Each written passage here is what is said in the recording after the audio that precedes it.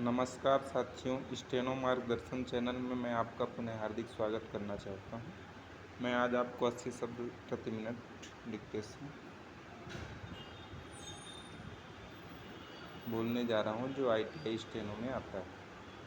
शिक्षा मंत्री जी, मैं यह निवेदन करना चाहता हूं कि विकास के लिए हम जिस मात्रा में पूंजी का निवेश करना चाहते हैं, उस मात्रा में हमारे देश में उत्पादन नहीं बढ़ रहा है। लेकिन लोग सामान खरीदने की शक्ति तो रखते हैं, लेकिन उसके अनुसार बाजार में सामान नहीं आ रहा है। मैं यह भी निवेदन करना चाहता हूं कि केवल इतना कहना ही काफ़ी नहीं होगा कि मूल्यों को कम करने के लिए उत्पादन बढ़ाना आवश्यक है। यह एक ऐसी चीज़ है जिसमें किसी का मतभेद नहीं हो सकता है।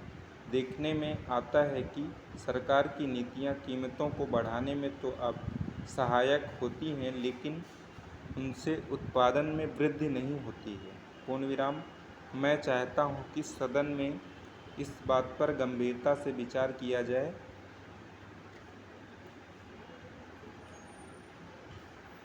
माल कम हाथ से इधर उधर ले जाने में किराया देना पड़ता है, उसके कारण कीमतों में वृद्धि होती है। मुझे आश्चर्य है कि वित्त मंत्री महोदय ने अपने भाषण में यह तो अवश्य कहा है कि कीमतों में वृद्धि होने से उन्हें चिंता हो रही है, पूर्ण विराम, किंतु इसे रोकने के लिए कौन से उपाय किए जा रहे हैं, इस संबंध में वित्त मंत्री ने अपने भाषण में उल्लेख नहीं किया है, पूर्ण विराम। मैं उनकी इस बात से सहमत नहीं हूँ कि थोक मूल्यों में लगभग 8% की वृद्धि हुई है। इसमें इससे अधिक वृद्धि हुई है, पूर्ण विराम, पैराग्राफ चेंज। अपने बजट भाषण में वित्त मंत्री जी ने विदेशी पूंजी को अधिकता में निमंत्रण देने की बात कही है। आज हमारे देश के आर्थिक विकास की जो स्थिति है, उसमें बिना विदेशी पूंजी निवेश के हम हल नहीं चला सकते हैं। लेकिन विदेशी पूंजी बड़ी मात्रा में देश भर में आए, इसका जो खतरा है, उनको भी नज़रअंदाज नहीं किया जाना चाहिए, पूर्ण विराम। मुझे दुख है कि यह बात अभी तक स्पष्ट नहीं हुई है कि हम जो विदेशी धन देश में लाना चाहते हैं, वह किन शर्तों पर लाना चाहते हैं, पूर्ण विराम। उद्योग धंधों में कल कारखानों में विदेशी पूंजी का हिस्सा बहुत कम है। यह बात वित्त मंत्री ने कही है, पूर्ण विराम।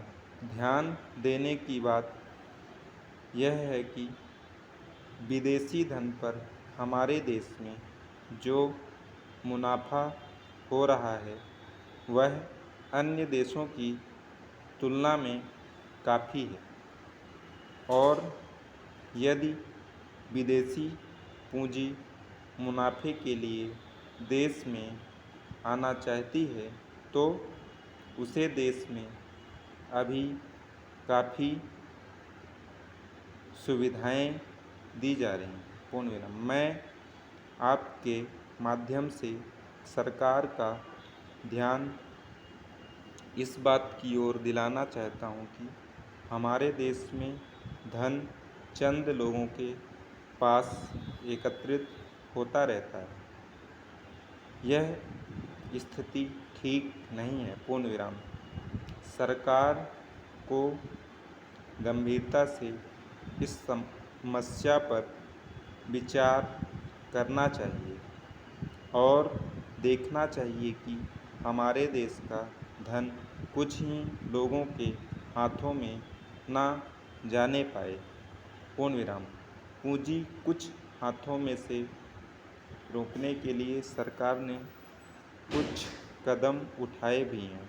इसलिए मैं यह निवेदन करना चाहता हूं कि सरकार ने जो इरादा किया है उस इरादे को पूरा करने के लिए हम प्रयत्न करना चाहते हैं। पूर्ण विराम। धन्यवाद।